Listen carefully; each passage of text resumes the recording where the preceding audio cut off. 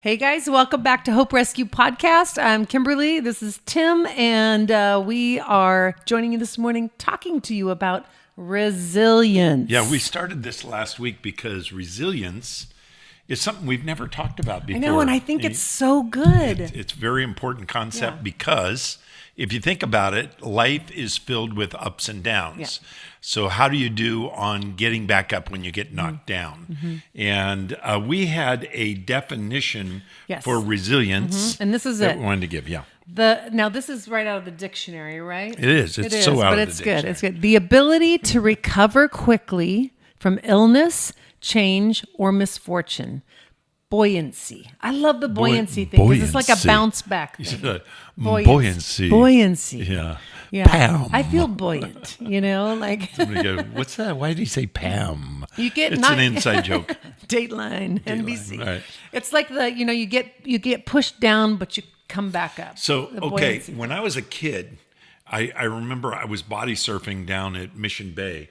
And, they always have little signs up, this red zone, because it's a bad rip current or whatever. We called it rip tide back in those days, but it's a rip current. Anyway, I was out there body surfing. I noticed that everybody is away from me, but that's not unusual. Anyway, I'm swimming. Was the water along. warm around Yeah, you? Well, for a moment.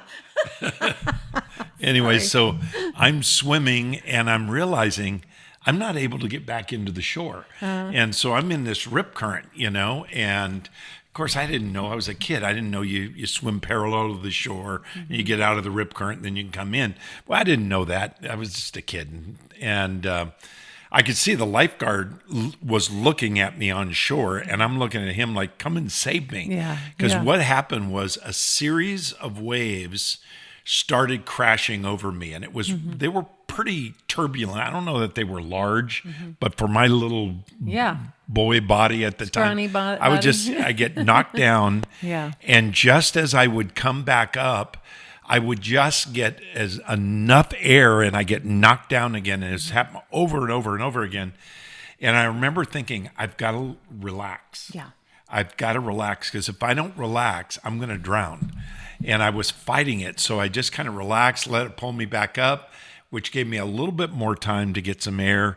And I was relaxed, so I'm not fighting. So I had a little more strength and so forth. But anyway, I learned that day, and I wish I could learn it in life. It's a little harder to do in difficult times. But life sometimes hits you with waves, and your ability to relax in that moment is really powerful. That's what James says, that we learn. We talked about this last week.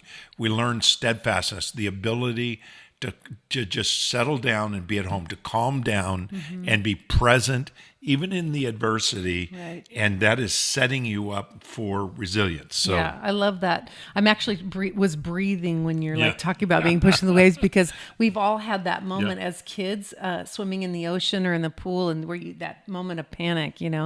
Well, we know that adversity does not discriminate, and we are all impacted. It could be death for you of a family member, which is heartbreaking. It could be financial failure in your home or a crisis that comes along. Divorce is obvious. That's incredibly difficult adversity to go through. Moral failures in your life or someone you loved, or health problems, which are could very happen. real. Yeah, really, very real and can be ongoing. And I think resilience, we know, is available to all, but not necessarily experienced by all.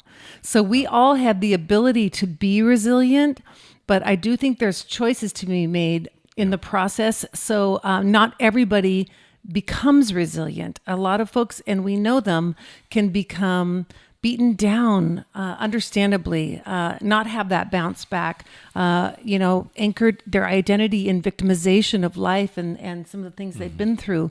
And that's heartbreaking, but I think we need to know that we have the power and the ability to choose to be resilient, and we have the tools available to us to be resilient. Yeah, one of the things about resilience or adversity is how we perceive this. There's a thing in psychology called locus of control. It just means the location of control. Is the control within you or is it outside of you? It's for people that feel tremendous amount of stress or anxiety.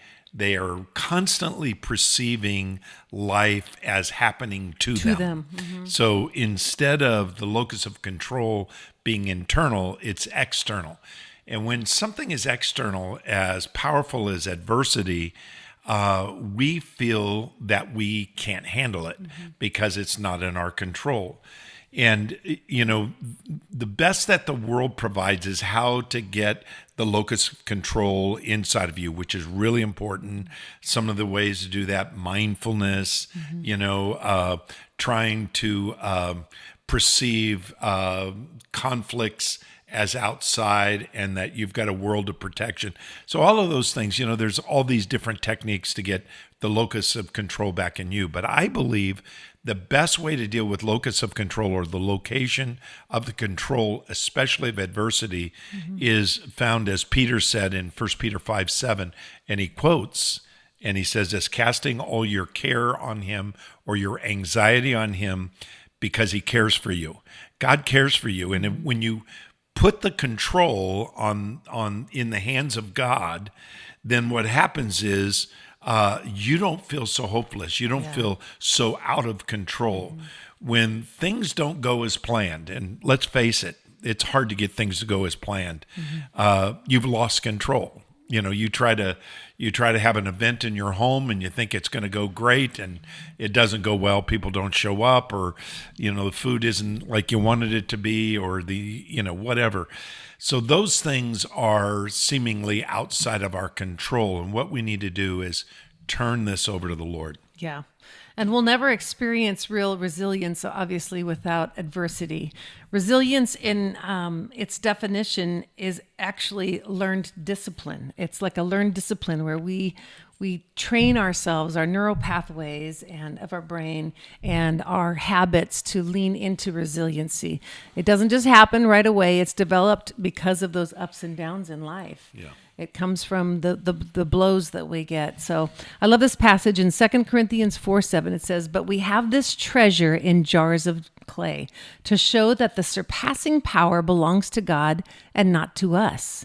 We are afflicted in every way, but not crushed, perplexed, but not driven to despair, persecuted, but not forsaken, struck down, but not destroyed, always carrying in the body the death of Jesus, so that the life of Jesus may be manifested in our bodies. For we who live are always being given over to death for Jesus' sake, so that the life of Jesus also may be manifested in our mortal flesh." What's really powerful about that is that Paul, instead of resisting adversity, leans into adversity What a great and example. realizes, my life, this life, is meant to be lived with the view that I'm living out the death of Jesus. Yes. I am suffering for Christ. I am not here for my own gratification. I'm here for Christ's glorification. That's a huge shift. Yeah. If you want to be resilient, you're going to have to get there. But I like, all these contrasts. I'm afflicted but not crushed. And if the original language that was written in Greek, and those words are very similar. One means to narrow, and the other one means to narrow to the point of breaking. Wow. And so even though life may narrow in, are you really broken? Do you just, it's like the kids always say, you come home from school, I'm starving. Yeah. Okay, are you really starving? Are you a little hungry? No, I'm starving. Yeah. Okay, you're going to die if you don't have something to eat. And that's what it's an overstatement. When we get in adversity, one of the reasons we're not resilient is because we interpret the affliction as the crushing, the narrowing as being broken. And if you are broken, God will give you supernatural strength to overcome it. But let's not interpret a narrowing as a crushing. The second one is I'm perplexed. We are perplexed, but not despair. So just being confused doesn't mean there's not a way to get out of this in life. In fact, your life is filled with perplexing things. You don't have the answers for it, but that doesn't mean that you are in full despair. There is a way out. There is an answer. The third one was persecuted but not I forsaken. love that. And think about how much easier it is to, when you're persecuted for the name of Christ, is to realize that Christ is in there. You know, he goes with you into the fire. He goes with you into the flood. He goes, there's that song. I'm trying to think of the words of that song, but he goes with us. And there wasn't just three guys in there, Jesus was there. Yeah. In the fiery furnace. And they weren't freed from the experience of being in a fiery furnace. I mean, that's the thing. They're still there. Yes, Yeah. But he was with them. Yeah. And that's a great reminder. Not forsaken. And then the fourth one was struck down but not destroyed. Yeah. So don't interpret falling as failure. It's an opportunity. If you want to use the word failure, fine, but destroyed is an ultimate, there's no recovery, unredeemable, unrecoverable. I had a computer that was unrecoverable once, and it was too late to even turn it in. But, there are times where it feels like that, but is it really? So Paul really makes a case for, we're living in an adverse world. If you want to be resilient, you're going to have to start seeing affliction, not crushing, perplexed but not despair, persecuted but not abandoned or forsaken, struck down but not destroyed. That's the only way you're going to be able to be an overcomer. Yeah. So let's talk about living with resilience. We've got 6 points here. Let's see if we can get through those. Let's see if we can knock them out. Yeah. So one is a theological perspective. Think about theological. When I say theological, like, for example, power belongs to God, not to us. When you believe that you have the power, you are setting yourself up for tremendous failure and disappointment. Life is about Jesus' death in us, as we read in this passage. Paul wrote in 2 Corinthians 4, Kimberly just read it, verse 10 says, always carrying in my body the death of Jesus. There's nothing wrong with that. There's nothing wrong with seeing that. But for those who live are always being given over to the death of Jesus Christ, verse 11, the same passage. So release that control to God. The theological perspective is that God is in control. I'm not in control. I'm not God. I don't need to be God. I need to trust God. I will not be forsaken. So the first thing of living with resilience is recognize God present in your life. That's good. And the second thing is to submit. And this seems counterintuitive, but stop resisting what God is allowing. Yeah, that's tough, isn't it? That's tough because we struggle. We get confused between our spirit, our mind, our soul, of the things we want versus the things that maybe God is doing in us. So if we can put it to prayer and say, God, your will be done in my life, whatever that looks like. So I release the outcome, but I'm going to resist for whatever reason you're allowing in my life. There's freedom in that because when he is your Savior, he's your Lord, you know that he has your best in mind. Right. And the safest place you can land is to put your hands up in surrender and say, for whatever you're allowing in my life, I know that you have a purpose that's greater than how I feel today, and your will be done. Yeah. My dad, the next one is this, that change your perspective. And my dad used to say to me when I was a kid and something was going on really bad, I would hurt myself, physically, or I was hurt emotionally or feeling rejected or whatever. He'd say, have you ever thought about whether this would bother you 5 years from now? And that's a pretty good perspective. But when things are really severe as an adult, it's not just a stubbed toe, but something really difficult like divorce or things that do have, lifelong impact, financial failure, whatever. The perspective to have, and the biblical perspective to have, is an eternal perspective. Accept that life here on this earth we are living in a fallen world. So there's going to be difficulty. But if we look at it from an eternal perspective, there is a day where we will no longer experience these kind of conflicts and adversities. So resilience comes from realizing, this is temporary. And I love how Peter said it. You may suffer for a while, but the God of peace will reach out to you and comfort you, establish you, and so forth. Yeah, so good. Number 4, we've touched on this a lot, so I won't elaborate. It's gratitude. Don't take anything you have for granted. See everything that you can as a blessing. Yeah, even the small things. Mostly in the small things. If we can start with the small things, it's easy to hit the big things. Yeah. But I'm talking about one of the things of the practices I started doing with the kids very young is verbalizing out loud the small things, like, thank you, Lord, for helping me find a parking space. No joke.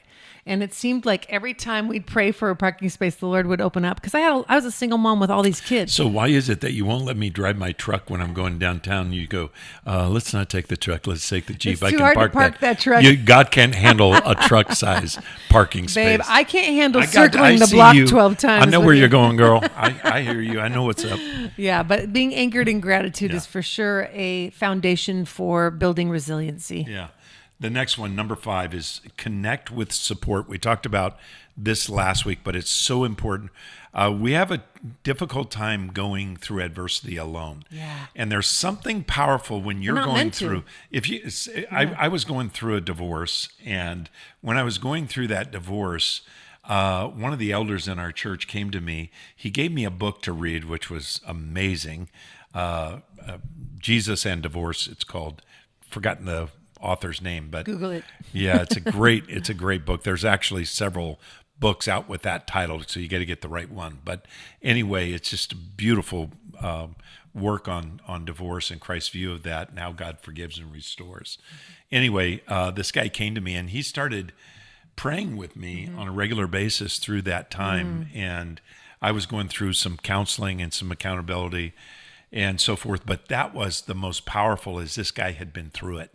And he was connected. So connecting with support from other people is really a powerful thing. Yeah, absolutely. And 6 is purpose. If you can focus on purpose, it will build your resiliency. In other words, in those moments where you are feeling victimized by your circumstances, overwhelmed, overcome, when you begin to step out of your own story and focus on loving other people, putting your focus on serving other people, not only are you functioning in the purpose God has given us as human beings to love one another well, you're actually taking your mind and your attention off of those things, and you get so fueled by that process of serving someone else that it changes the way you see your own situation. Yeah. And joy can come into your life. I know for me, even as a single mom, as I got involved in church and I started serving in the small ways that I could, it became our favorite day of the week because it wasn't about us, you know. Yeah. My kids began to serve in the kids department, and there's so much joy in helping. All of you experience that when you get it to actually be a helping hand to someone else. Your life feels sweeter, and there's power in that. There is something powerful about getting the attention off of self and onto others. Yeah, absolutely. It's our purpose. Here, let me close with just a couple of recommendations. Number 1, don't ask why me. That's not a good question. Common question. Why? It's common. I've said it many times, and even recently. But why me? Why don't you ask this question? This is a really bold question. Ask, why not me? You know, what does God want? Why not me? What is God challenging something in my life? Is this adversity there to teach me? Count it all joy when you encounter various trials. Why not me? Why not my turn for trials or for adversity, for difficulty? Because God wants to teach me something. The second thing that I'd recommend is ask this question. Is this action that I'm involved in dealing with my adversity, is it helping the adversity situation, the adverse situation, or is it making it worse? Or is it just neutral? Ask yourself, for example, maybe because of adversity, and I totally get it, that maybe you turn to drinking and you're drinking too much. Escapism in whatever form. Or drugs. Yeah. Or maybe sexual deviancy. You know, I know people have turned to that kind of false, counterfeit intimacy to try to deal with the pain of adversity. Whatever or is lashing out against your detractors, like we talked about last week, Hannah and her her husband's other wife, and how she could have easily lashed out on her, but she instead turned to the Lord. So ask yourself this question: is this action that I'm involved in helping, Right. or is it hurting? And the answer to that, really be honest with yourself. So don't ask why me, ask why not me. And secondly, ask yourself, good. are the actions I'm doing, are they helping or hurting? And I think that might get you along the way to resilience. Remember, resilience is available for everyone. Adversity happens to everyone. So let's choose resilience in these ways that we've described. Hopefully that's helpful to you. And we're so thankful that you listen. Maybe you know somebody who needs to hear about resilience. Point them to hoperescue.org, hoperescue.org, or hoperescuepodcast.org, which either one will take you to the same spot. Have them listen to these two. They are episodes 157 and 158, episodes 157 and 158 on resilience. Let's be resilient people. Let's trust God through our lives. Thanks for listening to Hope Rescue Podcast. And we, as every week, will be with you next week. God bless. Bye, guys.